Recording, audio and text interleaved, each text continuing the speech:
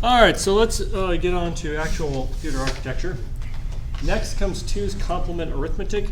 What this is going to study is a technique that will simplify circuits a lot, because by encoding your numbers in a certain way, adding is also subtracting. And therefore, we don't need to have a separate circuit for subtracting, because the adder will also do subtraction. That is the point of 2's complement, and that's how it came about. And we will go ahead and go into that now. I just said all this. So negative numbers. We do need to take into account a negative number. Hopefully all y'all remember from math that if you add a negative number, it's like subtracting the positive version of that negative number. Everyone got that? Wow, all right. How to create a negative number. You cannot simply put a minus sign in front of your bits. What is that? What's that electricity? So you have high voltage and low voltage, negative voltage. Nice. No. What's that? Dark matter. Dark matter. Put Uranium. All of our computers are radioactive. Yes. Well, technically that is correct. Yes, everything is basically radioactive, anyways. But does that mean if you put enough computers together, you could make a bomb? Yes. Okay. Probably.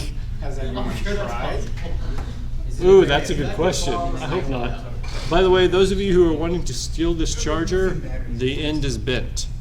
I can fix it. What is it, USB-C? No, that's not FireWire. I mean, that's not whatever that. Not FireWire. What do they call it? Thunderbolt or Lightning. Very frightening. Mamma mia. Okay. We're just not going to get work done today. So we should just go back. What's the plan? Should we leave early? Let's just go back to the notes. No, let's at least finish 2's complement.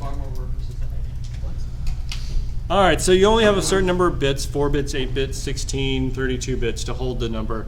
So we need to come up with a scheme in order to be able to hold positive numbers as well as negative numbers. Well, what should we do? Any guesses? Yes. Put a 1 or 0 in front of it. Okay, so then our 32-bit would become a 33-bit? 60. Yes. Yeah, okay, and then that 1 bit in front would signify positive, negative. All right, that seems intuitive, but unfortunately, if we did that, we would then need to have separate circuits for adding and subtracting. So we're going to do something different. Let's first think about our 3-decimal system, and I don't know if y'all were around when the old odometers, which were just dials. Yay. Yeah. What happened when you hit the top? It stopped. And then you No. had to let it go again. Oh, mine never stopped. Let's say it had 3 digits, 999, and you go another mile, what is it going to read? Zero. Yeah, reset. I thought you meant like the dial phones. Oh yeah, those phones. No, that's the rotary. Yeah. Where it goes It tick stopped tick tick tick tick tick tick tick tick tick tick tick tick. No, that's rotary. I still have a dialoid on my car. My So- old truck had a odometer like that. Yeah, exactly. First car of mine, I had an 89 car. So let's see. On a bicycle odometer with 3 digits, it's an example of fixed length. The problem is that without a negative sign, you cannot tell the difference between positive 998 from negative 2. In other words, if somehow you're at 0 and you went back 2 miles, let's just pretend you did that, the odometer would read 998, right? I mean, they don't go backward. Well, actually, some of the really old ones did go backwards. But, and that, yeah, what movie? Oh yeah, Ferris Bueller's Day Off. Yeah, they Trying to reverse it. You just let it drop it and destroy it. So, how do we tell the difference between 998 and negative 2? We have a flag. We have a flag. A flag. We just know. Well, we want to stick with these bits because we don't want to add anything to our system. Well, we could cut in half, so where it really goes up to 499, and then 500 is really negative 500, and then it comes back up to where 999 is actually negative 1. Okay? And it splits on 0. Notice something. You have 1,000 numbers. 0 is not signed. But which one has more numbers, the positive or the negatives? Negatives. Negatives have one more. You had to decide which one gets it, right? Which one gets the extra and which one loses it. This one might make a difference at 500, but obviously we're going to extend this to 64-bit. It's not going to make that big of a difference.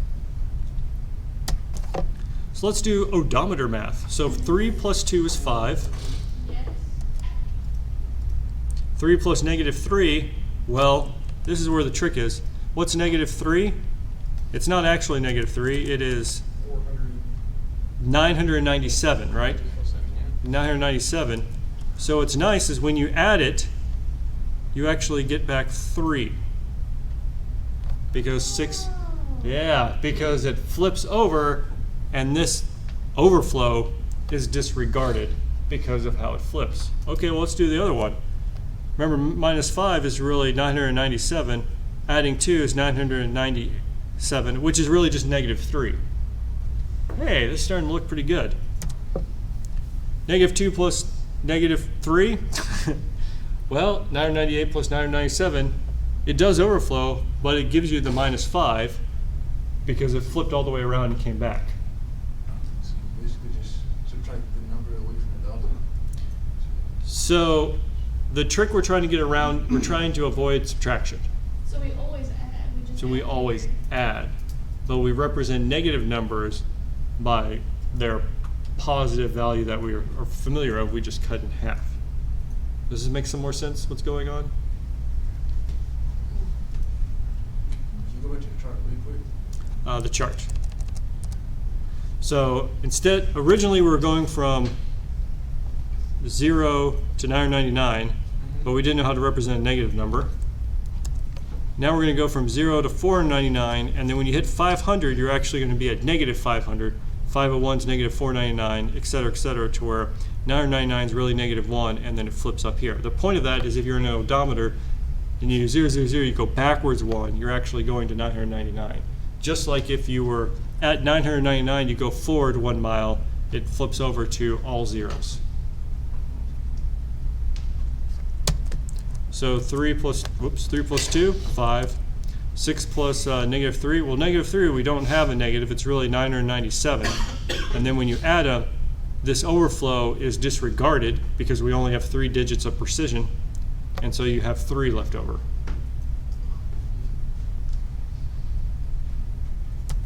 We can do it the other way with negative 5, which is really 995, plus 2, 997, which is just negative 3. 998 plus 997, you're adding 2 negative numbers. It does overflow, but we disregard it, and it does come out to negative 5, which is what we wanted. The point of these 4 examples is to show that if they're both positive, both negative, or one and no matter what, if you have one of each, no matter which side it is, the math is still going to give you the correct answer. How are we doing now? All right, so now let's extend this to binary. It works. Not a very good solid proof, but this isn't discrete math. It does the thing. What's that? It does the thing. It does the thing, yes. I was not making fun of you when I said that, sorry. Let me make sure that's clear. Whew. All right. Offended. Trigger! All right. Let's see. Converting the numbers into 3-digit decimal numbers was easy. Whoa, dropping the F-bomb already. To convert the negative 3, you simply count backwards from 1,000. Process is not easy for large numbers. How do we determine that negative 214 is really 786?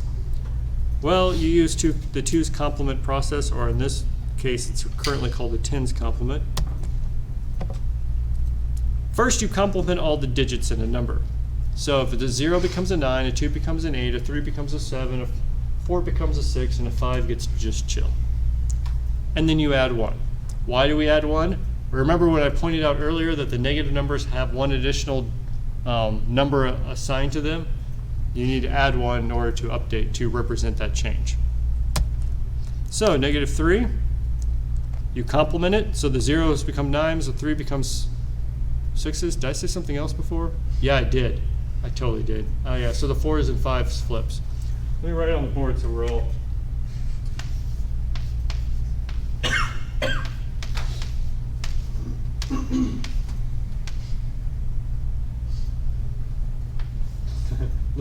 that even makes sense.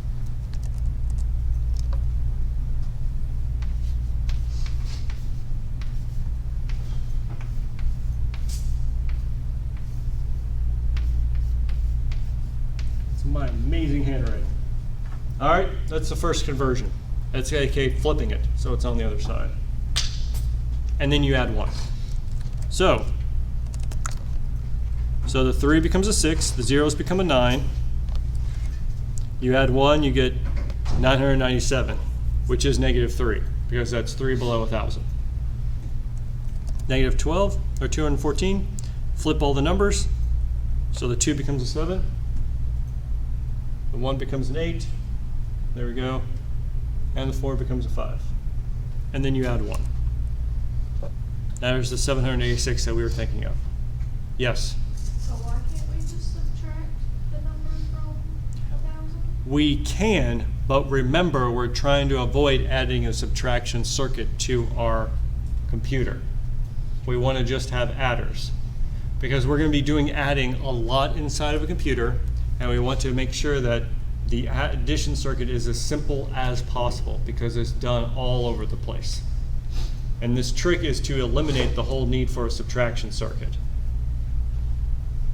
Now this is complicated because it's base 10, but let's jump to binary and you'll find out why in binary this is actually super easy.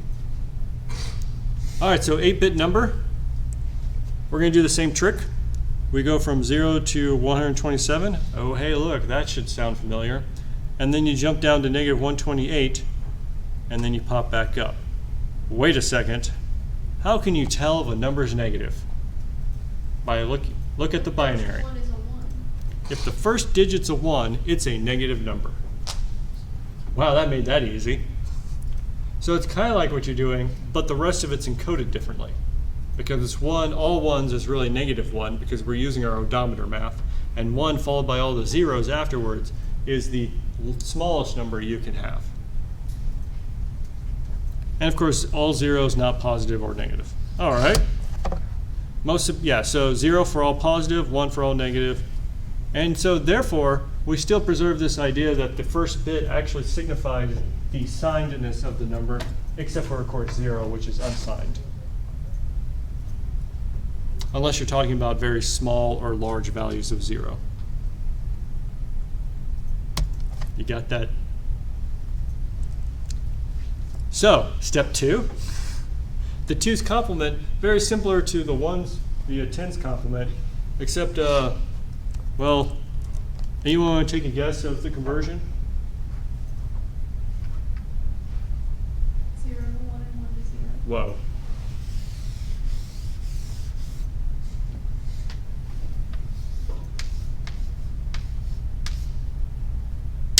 Oh, that's easy. I hope. Everyone got that? Whoa, you got that, Brian? All right. And then, of course, add 1. Did you go to the graph again? To the, which one? The two's complement graph. Choose complement graph. This one? Yes, that. Okay.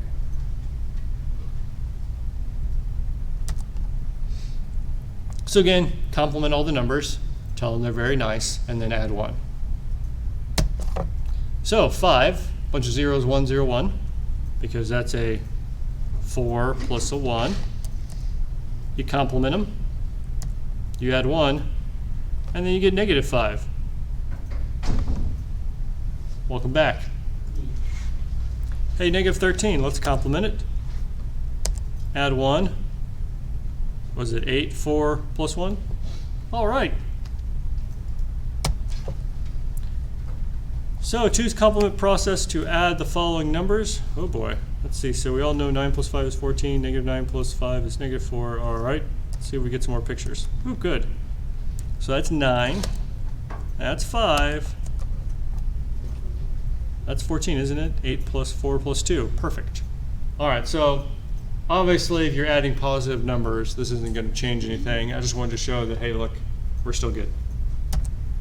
How about adding a negative number where the answer is going to be positive? So 9, aka 8 plus 1, Well, how do we need to convert the 5. So we convert the 5 by complementing it and then adding 1 to it. So 2's complement process. By the way, the circuit to just add 1 bit is far simpler than a circuit to do a general add. Because you just have the adder and then you just have to see what it carries down to. That's all. So we convert it to 2's complement. So -5 is really encoded with that number. We add them. Notice that there's going to be overflow. Let's go ahead and do this piece by 1 plus 1 is 1, 0, 0. 1 plus 0 plus 1 is 0 with another carry. 1 plus 0 plus 0 is the 1. And then this, you add a 1 and it just constantly carries all the way over until it overflows. And then since we're only storing 8 bits, that 9th bit is completely ignored. And then you have 1, 0, 0, which is 4.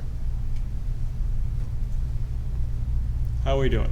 Wait, 1 plus 1 is 0, isn't it? 1 plus 1 is 1, 0, right? 2. Okay. Yeah, so there's the 0, you carry a bit.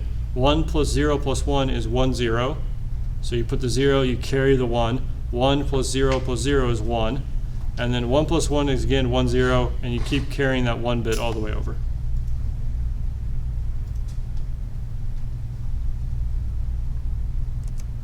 Oh.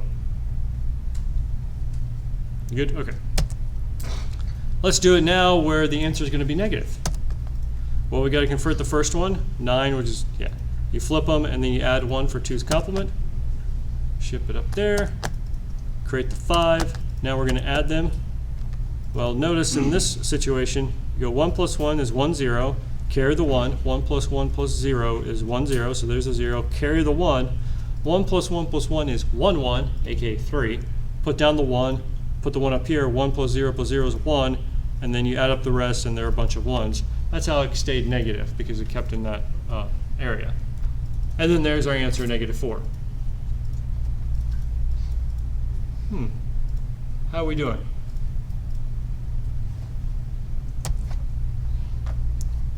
Sure, so to check it, you can perform 2's complement to check it, so you convert it to 1, 0, which is 3, add 1, which makes it 4. This is a good way to check if your answer is correct. You do the reverse of the 2, you 2's complement again to go from the negative number to the positive number, because it's easier for us to read positive numbers than trying to figure this negative number out. Yes? So like, when you have like the adder and all that, how does it recognize that it's like a negative number and not? It doesn't. That's the point, is the circuit can be completely oblivious of whether it's positive or negative. It's just going to be able to do it. Thank God. That's the point of 2's complement, is we don't have to, by encoding our data a certain way, we simplify our circuit greatly. So when we're like doing everything else, like after all that, how does it then get that actual -4 like on our like computer screen or something, for instance? Like how Oh, I see. How does it know that this is actually a negative number? Yeah. Okay, that has to deal more with our library code. So you can do all these computations, and you usually do way more computations than, okay, let me convert this to a number. So you have to, going from the binary to the number is a library thing. So our library software code figures that out for us. All right. But usually displaying the answer is very short compared to computing, doing all the computations. All right.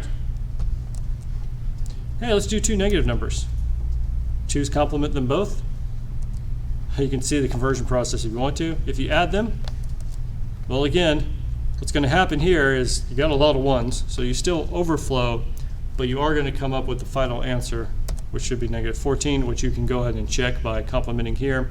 Was it 1, 1, 0, 1, so that's 8, 4, and 1, that's 13 plus 1, yeah, 8, 4, 2, which is 14. How are we doing?